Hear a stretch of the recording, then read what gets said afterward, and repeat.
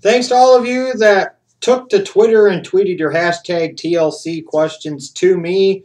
I haven't really went through and organized them or anything like that like I might normally do. I'm just pulling them straight off of Twitter this time. So let's see how the hell this goes. Let me pull this up here really quickly. And let's get started with this Q&A.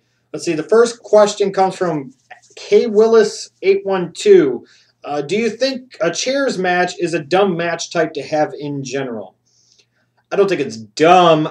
It's not my favorite. Like, if you were ranking tables, ladders, chairs matches to me would definitely be third on the hierarchy. I don't know if it's dumb. Not my favorite, though. Not necessarily my cup of tea.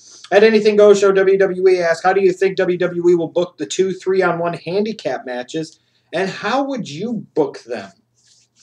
Well, number one, me personally, I wouldn't book them. How do I think they'll book them? Is I would assume CM Punk and Daniel Bryan would both lose, but we'll find out. At Jake B253, did you cry when Lisa Left Eye Lopez died? That crazy bitch burned down Andre Rison's house. These are the type of questions that I was expecting. I was expecting more actual TLC-related questions, not about the pay-per-view. Thank you, Jake from the Trio Wolf Show, for understanding it and getting it. This is awesome. Did I cry when she died? No.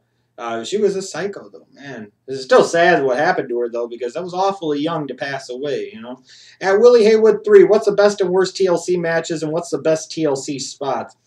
One of my least favorite TLC matches of all time would have to be John Cena versus Wade Barrett back in 2010.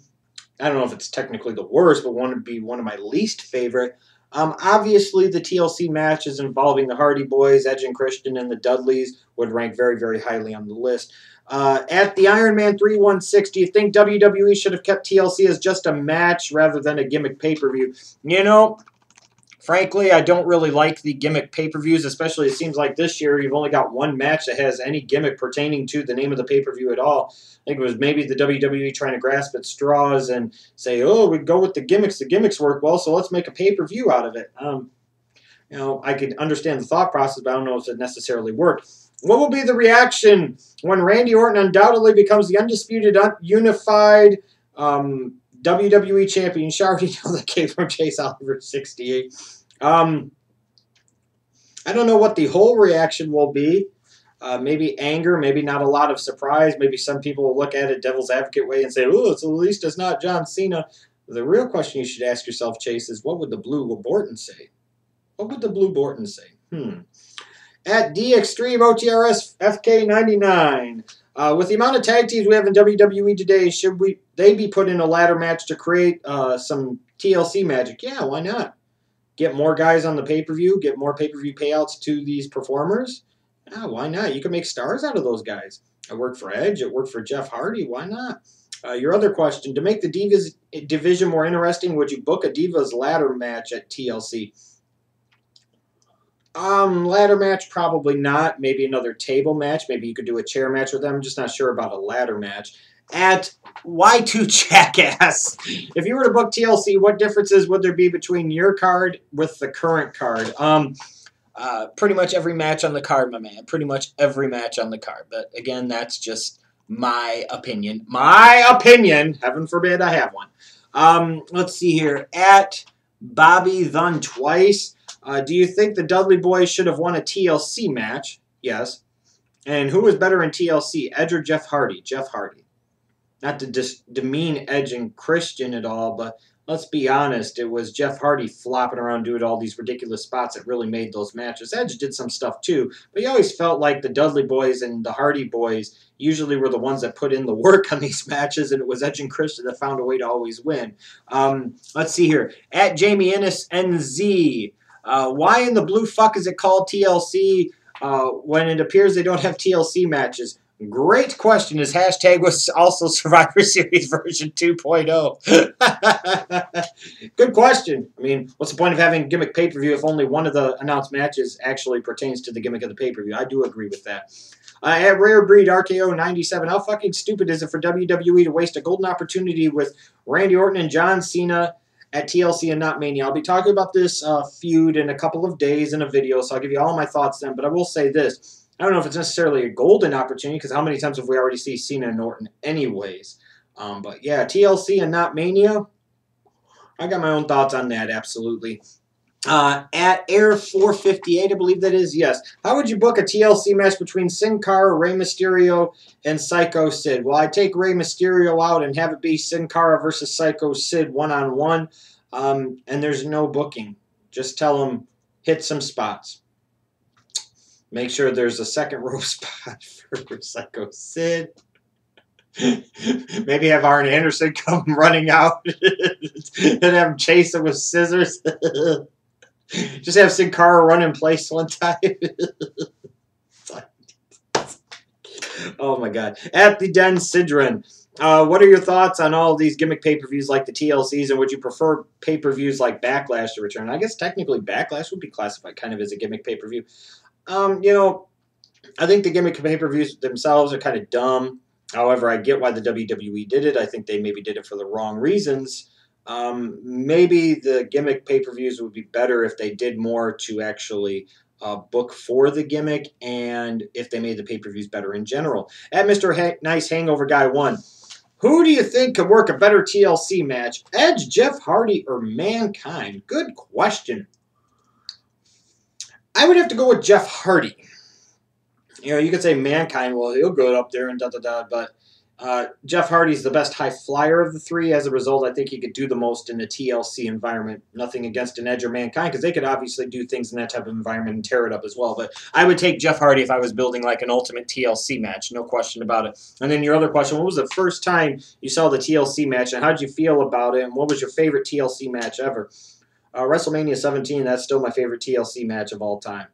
I thought it was awesome at that time. Looking back on it, you know, when you hear Edge say maybe they raised the bar too far, maybe that's true. But at the time, you know, man, they went out there and they got it done. I'll put it that way. They got it done, period. Definitely a legendary WrestleMania match.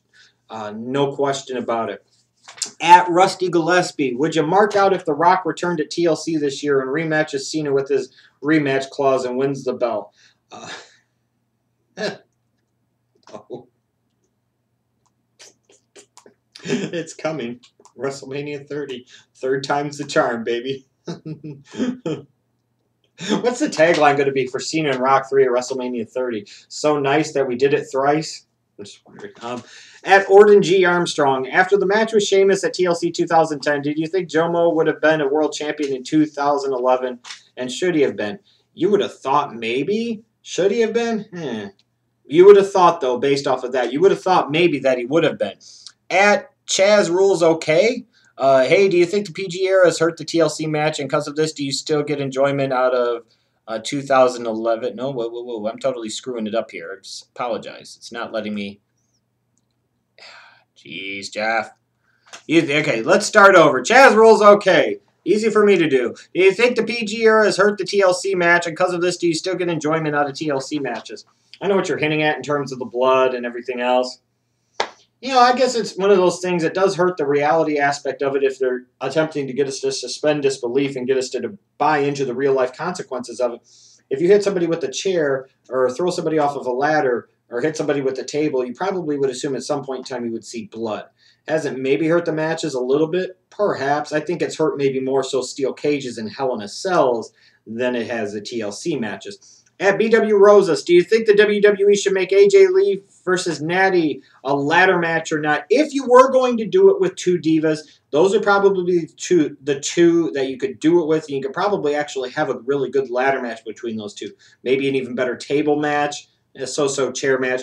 If you were going to do it, I personally might not, but if you were going to, those would be the two that you could do it with. And your other question, do you think the 2-on-1 and 3-on-1 matches should have been 1-on-1? And do you see a swerve at the end of TLC with Triple H? Yes, Triple H writing a clause into his contract saying he gets an immediate title shot on the winner so he could become the unified, undisputed WWE champion. Fuck yeah! And no, I don't like the fact that they're, I think it's kind of stupid, frankly, Brian, that there's two handicap matches. Let's see here. At Punk 21, what did you think of the Kevin Nash and God TLC match? Was it the start of the death of the Summer of Punk? Summer of Punk had already died a death long before that. However, the match between those two guys was very good. I give credit to them. They went out there and had a very good match.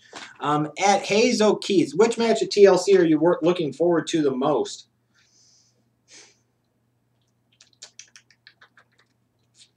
Maybe the Shield versus Punk, only because maybe this is where they tease a breakup and somehow Punk finds a way to win because Ambrose turns on the other two. Something happens. Maybe that's the one I'm looking forward to the most. Let's see here. At CandyLick21 asked me the same question about that. Let's see here. She also asked, whoever wins between John Cena and Randy Orton, do you think they'll have a long title run? Probably at least till WrestleMania, where they'd face the Rumble winner, and maybe the Rumble winner would win the belt. But yeah, I would think it'd at least be a 3-month run. It could be longer, depending on who it is. If I could add a match on the card, what wrestlers would I pick and what kind of match? I don't know what wrestlers I would necessarily say, Candy Lick, but I will put it to you this way. I probably make sure that there were a couple of matches with the actual stipulation of the pay-per-view in there, a chair match, a table match, a ladder match. Just saying. Let's see here. I'm trying to look at anything else. At ZeroCool1389, what are your thoughts on the TLC gimmick having its own pay-per-view? Okay, I've kind of addressed this one already, but yeah, I don't necessarily like the gimmick pay-per-views, but I think they can work, but you got to do the things to make them work, and having just one TLC match on the pay-per-view and nothing else with any gimmicks pertaining to tables, ladders, or chairs, I do think is pretty stupid. At Larrikin Nerd, asked me, worst match at a TLC pay-per-view. I'd say Cena and Barrett 2010 because of the dumbass ending. I fucking hated that match. I fucking hated that ending. Was it the worst match ever at a TLC pay-per-view? I don't know about all that, but not one of my favorites, that's for damn sure. Let's see if there's anything else I want to answer at this point. At Motorhead94, do you think they're having the title unification match at TLC just to get Triple H involved around WrestleMania time? It's always a possibility. Praise God! More than a slight possibility. I'd mark the fuck out so much if Triple H won that belt at WrestleMania. Oh, God, it would be glorious. It would be absolutely glorious. Triple H is wrestling somebody at WrestleMania. Let's see who it ends up being. Maybe it does end up being CM Punk. You might actually lose there. Might is the key word. Might is the key word. Ugh. So anyways, thanks to all of you that submitted your questions for this Q&A. The subject for the next Q&A is down in the description box below, so make sure you take to Twitter, tweet to @OffTheRope your questions for the next Q&A. Thanks for tuning in for this one. Thanks for those of you that tweeted your questions to me. I hope you enjoyed this Q&A. I hope it wasn't a total train wreck and a disaster, but whatever.